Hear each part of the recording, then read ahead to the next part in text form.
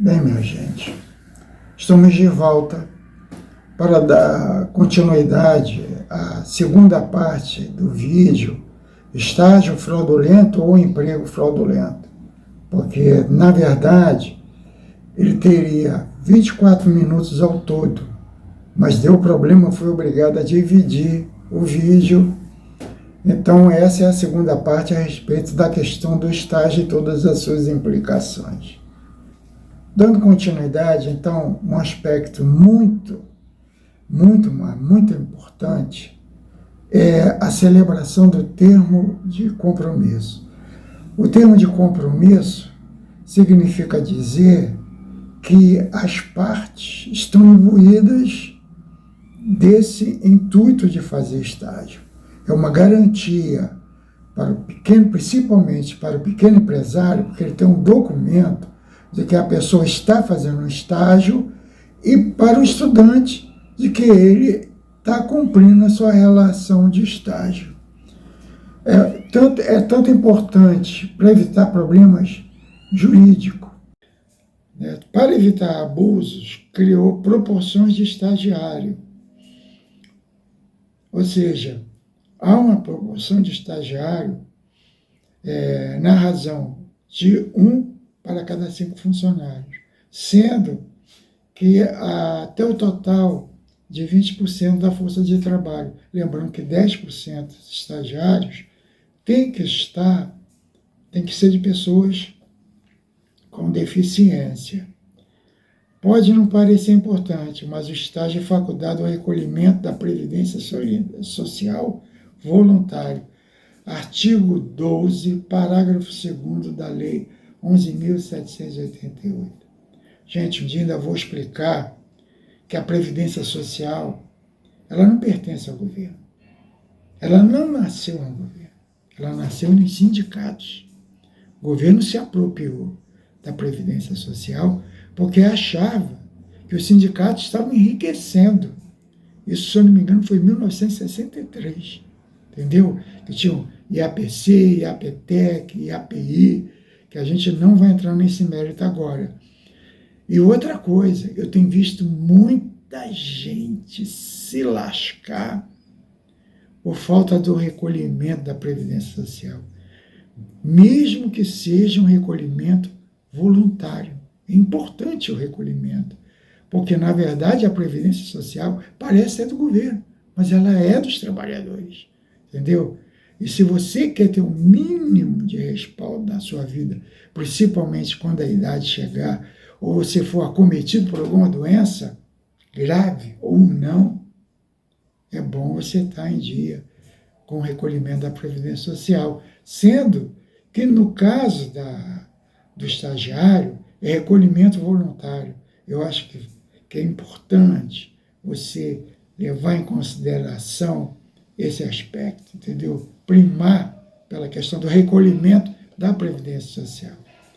Bem, agora nós vamos falar da parte conturbada da relação de estágio. O estágio, mesmo em desvio de finalidade, se for em órgão público, a Constituição não permite. Entendeu? Porque é um detalhe que eu acabei de explicar. Se você for contratado como estagiário, aí chega lá, vamos dizer, você é torneiro mecânico. Você fez um curso no Senai, aprendeu a fazer torneiro mecânico, que atualmente é uma coisa altamente computadorizado, um curso especializado, né? Muito especializado, inclusive. Aí você vai trabalhar como estagiário, vai fazer um estágio, chega lá, o cara bota você para servir cafezinho. Cheio de graça, o cara bota para você servir cafezinho e nada de você aperfeiçoar, ser integrado no mercado de trabalho como aprendiz. Então, o que isso resulta? Se isso acontecer, você vai ser reconhecido como um trabalhador. Então, aquela relação de trabalho, ou contrato de trabalho para alguns, será considerado um contrato de emprego, entendeu? Porque quando você faz o estágio, você, no máximo, quando recebe alguma ajuda de custo, recebe ajuda de custo e tchau e benção. Agora, quando você é um trabalhador, a empresa não cumpre com o seu dever, porque existe uma regra, né? Uma regra, se existe regra, é para todo mundo respeitar o que você acredita, né? Supondo que a regra seja justa. Então, o que acontece? E se não for justa, cabe às partes lutarem, não tentarem agir de má fé, entendeu? Lutar para tentar resolver. Então, você vai passar a receber 13º, férias, aviso prévio, fundo de garantia, seguro e tudo que você teria direito como trabalhador, entendeu? Mas existe uma ressalva, que é quando você vai fazer estágio em instituição pública. Quando você vai fazer estágio em instituição pública, o artigo 37 da Constituição diz que só é possível você ser admitido se você fizer concurso. Então, você não tem como ser admitido como um trabalhador público, não, servidor público. Então, o que acontece? Mas você, como estagiário, deve consultar o seu advogado, porque na melhor das hipóteses, ou na pior das hipóteses, cabe um dano moral. Porque havia uma relação de trabalho, né? Ou, como alguns dizem, um contrato de trabalho, e esse contrato de trabalho não foi, que é o contrato de estágio, não foi respeitado. Houve uma quebra, houve um desvio, houve uma má-fé, entendeu? E a má-fé é penalizada, tanto no direito civil como no direito de trabalho, entendeu? É exploração da mão de obra. Então, e a Justiça do Trabalho costuma pegar pesado. É por isso, pessoal, pense bem antes de fazer o que não deve, os empresários, é claro. Bem, e um aspecto interessante é que, às vezes, tem lugares, como aconteceu na Bahia. A Bahia, em 2011, contratou 6.490 estagiários. É brincadeira. Aí o Ministério Público foi lá e cortou as barbas do governo da Bahia, e eles tiveram que pagar R$150 mil, e isso foi para um Fundo de Amparo do Trabalhador, que é o FAT, entendeu? E até foram muito generosos, entendeu? O Ministério Público foi muito generoso, cortou o mal logo pela raiz, entendeu? Provavelmente, se foi assim tão brando essa penalização, é porque, na verdade, houve mais falta de informação do que má fé. Acredito que seja isso, entendeu? Existe muito... Teve gente, eu quer ver uma coisa que aconteceu na Ambev, mas isso que eu estou falando agora, saiu no informativo, no Tribunal Superior de Justiça, entendeu? Publicado, né, esse Tribunal Superior do Trabalho, Tribunal Superior do Trabalho, publicado por aquele site que, inclusive, eu recomendo a todo mundo, que é o Migalhas, que é excelente. Migalhas, Shows Brasil, se você precisar fazer uma consulta, não estou ganhando nada, mas são muito bons e são referência. Esse Justfaz já é um pouco mais profissional, mais para o lado dos advogados, que também é excelente, mas esses dois são muito bons. Então, o que acontece? Na Ambev, um gerente chamou o estagiário de burro, entendeu? Imbecil, incompetente, e isso aí é rescisão de contrato, entendeu? Ou ele era estagiário, foi rescindido como um contrato de emprego.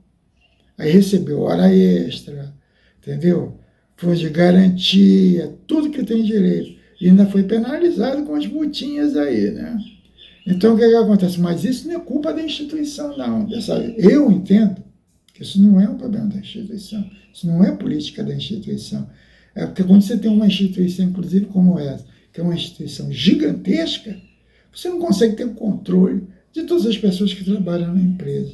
Mas é só para saber que se você está fazendo um estágio, você tem direito de ser tratado como estagiário e há um compromisso de se preparar você para o mercado de trabalho.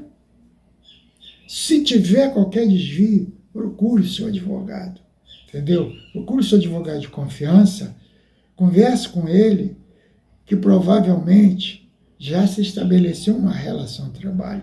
Os juízes não são arbitrários. Eles não vão se apoiar em um único item, entendeu? Eles não vão se apoiar em um único item da obrigação do empresário para com o estagiário ou dos representantes da autarquia, do governo. Ele vai verificar o conjunto de coisas, se houve ou não estágio. E se ele entender que não houve estágio, que houve devido estágio, pega pesado, entendeu? É claro que algumas instituições não estão nem aí para esse fato, tá? Isso saiu eu falei no início, inclusive saiu no TST, do dia 8 de setembro de 2012. E quem assinou foi Ricardo Reis, e a revista saiu naquele site chamado Migalhas. Então, gente, é isso aí. Na próxima, nós vamos conversar sobre uma outra relação de emprego, né? Desculpa, até eu faço confusão. Relação de trabalho chamado cooperados ou cooperativa. Vamos tratar inicialmente da questão histórica. Vamos verificar que a origem das cooperativas tem raízes no socialismo e é um exemplo de enriquecimento e de grandeza de muita gente, inclusive do nosso país. Ok, gente? Até a próxima.